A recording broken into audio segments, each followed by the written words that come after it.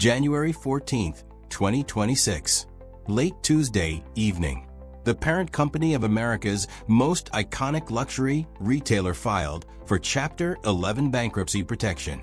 Saks Global, owner of Saks Fifth Avenue, Neiman Marcus, and Bergdorf Goodman, had finally run out of money. 159 years of history. 3 of the most prestigious names in American luxury, and a debt load so massive it crushed them all. This is the story of how a $5 billion empire collapsed in just 14 months. The numbers are staggering. Saks Global owes between $1 billion and $10 billion to creditors. Chanel alone is owed $136 million. Kering, the parent company of Gucci and Saint Laurent, is owed $60 million. LVMH is owed $26 million. Between 10,000 and 25,000 creditors in total. And one very unhappy tech giant, Amazon, which invested $475 million and now calls that stake presumptively worthless. This is the largest luxury collapse since COVID-19, and it signals something fundamental has broken in how Americans shop for luxury. 1867. Andrew Saks was 19 years old, a German Jewish immigrant working as a peddler in Baltimore. He moved to Washington, D.C. with his brother Isidore and opened a small men's clothing store. Andrew Saks had revolutionary ideas for retail. He sold items at one fixed price, no bargaining. He offered refunds on returned merchandise, and he advertised truthfully. These concepts were radical in 1867 America. When Andrew died in 1912, his son Horace took over. In 1923, Horace merged with Gimbel Brothers. And on September 15, 1924, they opened the store that would become legend. Saks Fifth Avenue at 611 Fifth Avenue in Manhattan, a full city block directly south of St. Patrick's Cathedral. Limestone, marble, bronze. It wasn't just a store, it was a temple to luxury. For decades, Saks Fifth Avenue defined American elegance. Grace Kelly shopped there. Elizabeth Taylor, Jackie Kennedy. By the 1960s, Saks had become synonymous with American luxury itself. But the world was changing. In the 1990s, Americans began shifting away from department stores. Why shop at Saks when you could go directly to the Gucci boutique? The rise of direct-to-consumer retail fundamentally changed luxury shopping. Chanel, Hermes, Louis Vuitton, they all opened their own stores, controlling the entire customer experience. Department stores became middlemen. And in luxury, middlemen don't survive. The 2008 financial crisis weakened Saks further. In 2013, Hudson's Bay Company acquired Saks, Incorporated for $2.9 billion. Canadian expansion flopped. Most stores eventually closed. The business model was fundamentally broken, so they doubled down with the worst acquisition in luxury retail history. December 2024, Hudson's Bay Company announced a massive deal. They would acquire Neiman Marcus Group for $2.65 billion. The press release called it a luxury powerhouse. Richard Baker called it transformational. Mark Metrick was named CEO of the new entity, Saks Global. And to make it seem cutting-edge, they brought in Amazon. Amazon invested $475 million in exchange for selling Saks products through Saks at Amazon. There was just one problem. The deal was funded almost entirely by debt. The acquisition saddled Saks Global with crushing liabilities at precisely the wrong moment. Global luxury sales were slowing, and Saks Global had just leveraged itself to the breaking point. Within months, the problems became impossible to hide. By mid-2025, Saks Global was struggling to pay its vendors. Luxury brands that supplied merchandise weren't receiving payment on time. In November 2025, Saks Global changed its payment terms with vendors, demanding to keep a larger share to cover debt obligations. Vendors retaliated by withholding inventory. By December, store shelves were noticeably empty. Customers looking for the latest collections found gaps. Shoppers went elsewhere. Bloomingdale's reported strong sales. So did Nordstrom. As one analyst put it, rich people are still buying, just not at Saks. Gary Wassner, CEO of Hilden Corporation, advised his clients to stop shipping to Saks entirely. Without inventory flowing in, Saks stores became increasingly barren. Desperate for cash, Saks Global sold the real estate of its iconic Neiman Marcus Beverly Hills flagship. They explored selling a minority stake in Bergdorf Goodman just to reduce debt. In early January 2026, CEO Mark Metrick stepped down after reportedly missing a large debt payment. On January 14, 2026, Saks Global filed for Chapter 11 bankruptcy protection.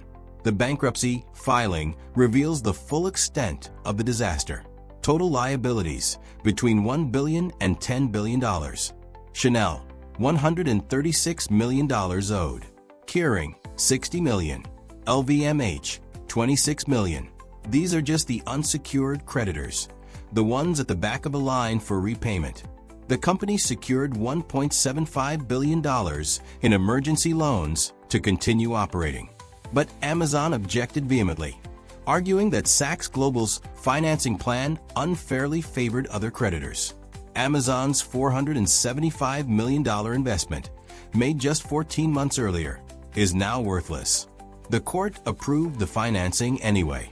Amazon lost. Again. So what happens now? Saks Global announced that all stores will remain open for now. But store closures are coming. Current footprint: 33 Saks Fifth Avenue stores, 70 Saks Off Fifth outlets, 36 Neiman Marcus locations, and 2 Bergdorf Goodman stores in Manhattan.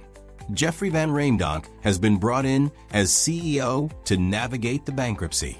His job: negotiate with creditors, restructure debt, potentially sell the company, or liquidate if necessary. Best case scenario: a smaller, more focused operation emerges from bankruptcy. Worst case: liquidation. All stores close. 159 years of history ends.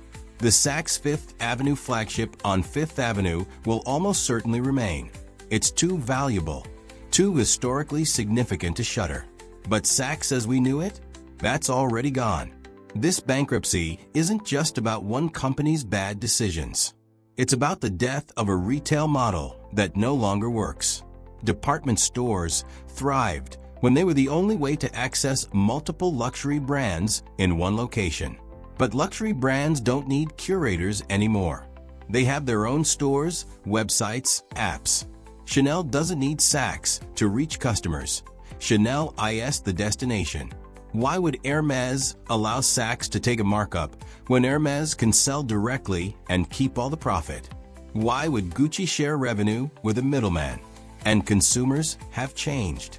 Gen Z and younger millennials don't romanticize department stores. They research online, identify what they want, and go directly to the brand to buy it.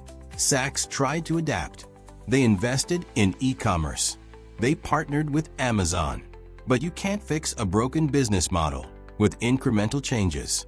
The Neiman Marcus acquisition was supposed to create scale. Instead, it created a debt bomb that exploded in 14 months. There's a human cost that often gets overlooked. 12,900 employees work for Saks Global. Sales associates, personal shoppers, store managers, people who've dedicated careers to luxury retail. Their jobs are now uncertain. Layoffs are coming. And then there are the small brands, independent designers, and boutique labels that relied on Saks for distribution. The ones owed tens of thousands or hundreds of thousands of dollars, they'll likely never recover. Some will go out of business because Saks didn't pay them. The bankruptcy filing lists between 10,000 and 25,000 creditors. Behind each one is a business, employees, families dependent on income that may never arrive. Saks Global's executives will land on their feet. Richard Baker remains wealthy. Mark Metrick will find another position. The people at the bottom?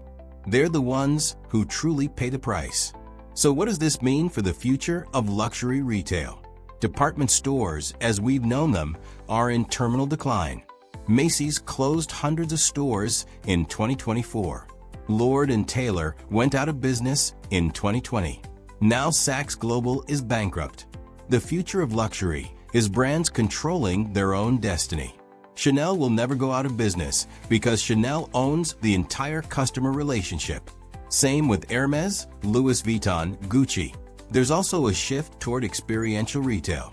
Luxury consumers want events, personalization, exclusivity that can't be replicated online. The brands succeeding are creating destination experiences, not just transactions. And for department stores, the model has to fundamentally change or disappear. The old playbook, big stores, lots of inventory, mark up the brands, hope customers browse, is dead. Saks Global tried to preserve that model through acquisition and scale. It didn't work. It couldn't work. The world moved on. January 14, 2026. The bankruptcy filing that shocked the luxury world but surprised no one paying attention. 159 years after Andrew Sachs opened a small men's clothing store in Washington, D.C., his legacy faced liquidation. The brand he built, the iconic Fifth Avenue flagship that bore his name, all of it now in the hands of bankruptcy lawyers and creditors fighting over scraps. Chanel will get some of its $136 million. So will Gucci, LVMH, and the other mega brands. The small suppliers, the independent brands, the employees, they'll get pennies on the dollar if they're lucky. Saks Fifth Avenue may survive in some form. The flagship store will likely remain. The website will continue. The name is too valuable to abandon completely. But Saks as an institution, as a curator of luxury, as a destination that defined American elegance for over a century, that Saks is already gone. This is the $5 billion collapse. This is how debt, arrogance, and a changing world killed an American icon. This is how Saks Fifth Avenue went bankrupt, and luxury retail will never be the same.